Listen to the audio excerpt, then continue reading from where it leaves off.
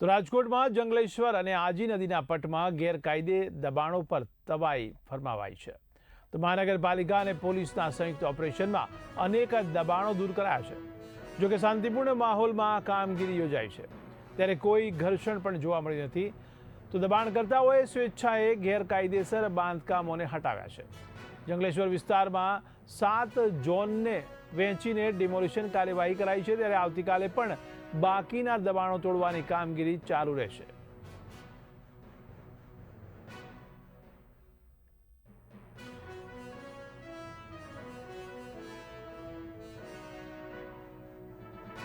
આજે વહેલી સવારથી જંગલેશ્વર વિસ્તારમાં આજી નદીના પટમાં અને ટીપી રોડ ઉપર જે સરકારી જમીન છે એના ઉપર જે ગેરકાયદેસર દબાણો થયેલા છે એને દૂર કરવા માટે મહાનગરપાલિકાની ટીમો અને પોલીસની ટીમો વહેલી સવારથી લાગેલી હતી।